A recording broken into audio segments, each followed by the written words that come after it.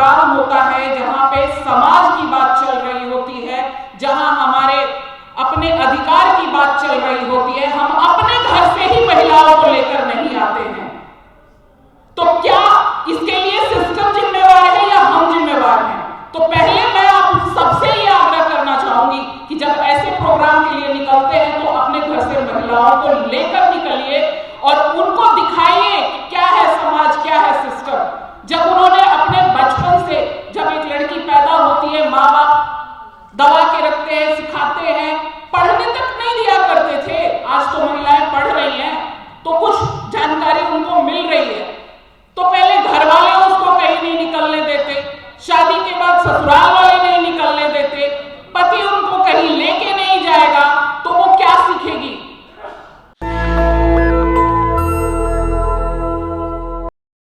सबसे पहले जो है ना, हम लोग बहुत बातें करते हैं लेकिन अपने अंदर झांक के कभी नहीं देखते हैं। ये बहुसंख्यक समाज जो है आपस में ही लड़ भिड़ के बैठा हुआ है, मिलके रहते नहीं हैं और हम दूसरों से डिमांड करते हैं कि हमको सब कुछ दे दो। कुछ हो जाएगा हमारे साथ तो सब एक हो जाएंगे और फिर लड़ भिड़ के अलग हो जाएंगे। एक घटना आप लोगों को बताना चाहूंगी। ज्यादा दिन नहीं हुआ है, ज्यादा से ज्यादा 2-3 महीने हुए हैं। गया जिला के बोध गया में धनामा नाम का एक गांव है, जहां पे जरासंध जी की एक प्रतिमा बनाई गई काफी टाइम पहले। उसको इलेक्शन का एक मुद्दा बनाने के लिए कुछ लोगों ने तोड़ दिया और जैसे ही ये खबर हमारे समाज के लोगों को पता चलता है, सब लोग इकट्ठा हो जाते हैं और बिहार के उस धनावा गांव से लेके दिल्ली तक में हर जगह प्रोटेस्ट लेके हम खड़े हो जाते हैं। ये चीज क्या हम हमेशा नहीं कर सकते हैं? क्या उसके लिए भगवान को तोड़ने की जरूरत है?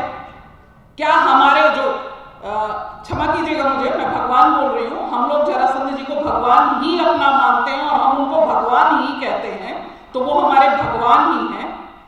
तो क्या हमारे भगवान जब टूटेंगे हम तभी एक होंगे? थोड़ा सा पीछे और जाऊंगी। बिहार में जातीय जनगणना करवाया गया। जनगणना के बाद जो रिपोर्ट आया, क्या आप लोगों को लगता है कि वो सही आया? नहीं आया। मेरे समाज का तो नहीं आया। और इसमें मैं नहीं कहूंगी कि इसमें सरकार की गलती थी, इसमें हमारी गलती थी। जनगणना करने के लिए जब वो लेके आए थे तो एक कॉलम था जिसमें सबको टिक करना चाहिए था, लेकिन सब अपनी मनमानी करते गए और करते गए, टिक करते गए। आज जब इलेक्शन की बारी आई तो हमको हिस्सेदारी नहीं मिली। तो यहां पे मैं गलत मानती हूं अपने समाज को कि हमने गलती किया। तो इस चीज से सबसे बड़ी सीख यही मिलती है कि हमको तो सबसे पहले खुद ही एक होना है, हम आपस में क्यों लड़ रहे हैं? तो ये एक बहुत इंपॉर्टेंट चीज है। दूसरी चीज, अभी एक भैया महिला पे बोल के गए थे और उन्होंने क्षमा भी मांगा है और मैं इसके अगेंस्ट नहीं जा रही हूं, लेकिन हाँ, मैं बोलना चाहूंगी जरूर इस टॉपिक के ऊपर कि हम महिलाओं को अंधविश्वासी बोल देते हैं। क्यों नहीं हम महिलाओं को ऐसी सभाओं में लेके आते हैं? क्यों हम उनको जाने देते हैं शिव चर्चा में? मुझे भी शिव चर्चा नहीं पसंद है, जो मेरे घर से भी लोग जाते हैं मैं भी उन पे हंसती ही हूं, लेकिन वो शिव चर्चा में जाती हैं अपनी मर्जी से, अपना थोड़ा सा टाइम व्यक्त करती हैं और आ जाती हैं। जब ऐसा कोई प्रोग्राम होता है जहां पे समाज की बात चल रही होती है, जहां हमारे अपने अधिकार की बात चल रही होती है, हम अपने घर से ही महिलाओं को लेकर नहीं आते हैं। तो क्या इसके लिए सिस्टम जिम्मेवार है या हम जिम्मेवार हैं? तो पहले मैं आप सबसे ये आग्रह करना चाहूंगी कि जब ऐसे प्रोग्राम के लिए निकलते हैं तो अपने घर से महिलाओं को लेकर निकलिए और उनको दिखाइए कि क्या है समाज, क्या है सिस्टम। जब उन्होंने अपने बचपन से, जब एक लड़की पैदा होती है, माँ बाप दबा के रखते हैं, सिखाते हैं, पढ़ने तक नहीं दिया करते थे। आज तो महिलाएं पढ़ रही हैं तो कुछ जानकारी उनको मिल मिल रही है तो पहले घर वाले उसको कहीं नहीं निकलने देते, शादी के बाद ससुराल वाले नहीं निकलने देते, पति उनको कहीं लेके नहीं जाएगा, तो वो क्या सीखेगी? वो तो यही सीखेगी ना कि पूजा करते हैं, अंधविश्वास पालते हैं।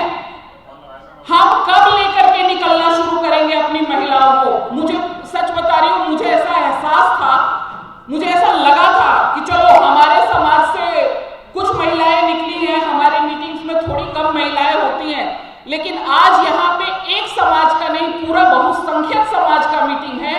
और ट्रस्ट में मैं ये सोच के आई थी कि आज मुझे महिलाओं को कुछ बोलने का मौका मिलेगा, और मैं देख रही हूं हमारी कुछ बहनें बैठी हुई हैं, बाकी यहां पे भी महिलाएं नहीं हैं।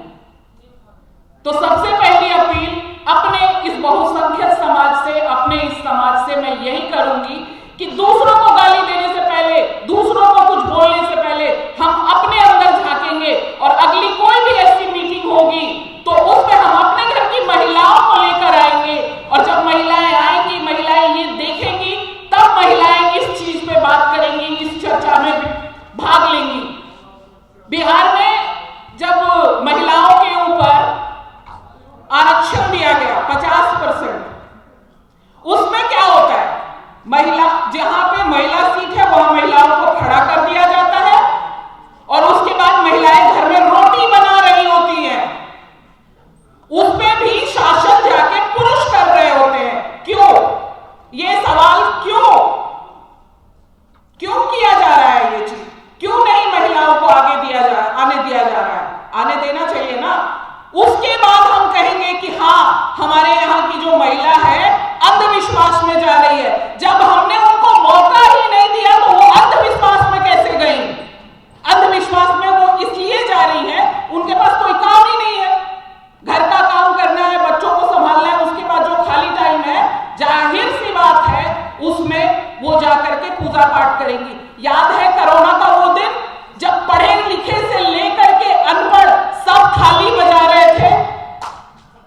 क्या वो थाली बजाने से कोरोना चला गया? लेकिन बजा रहे थे ना। तो महिलाओं को एक बार आगे आने दीजिए, उसके बाद में महिलाओं के ऊपर ये सवाल उठाइए कि वो अंधविश्वास कर रही है या नहीं कर रही है।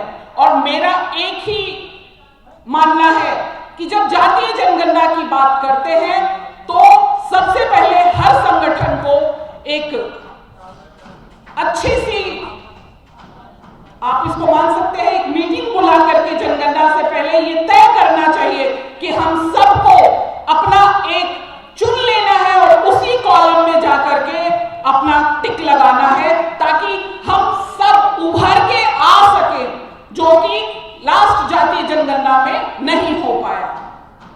नेशनल दस्तक की आपसे गुजारिश है कि अगर इसको बचाना चाहते हैं तो नेशनल दस्तक को सब्सक्राइब करने के लिए रेड कलर के सब्सक्राइब बटन को दबाएं, फिर बेल आइकन की घंटी दबाएं। नेशनल दस्तक को बचाने के लिए बहुत जरूरी है कि हर खबर को शेयर करें, लाइक करें, कमेंट जरूर करें।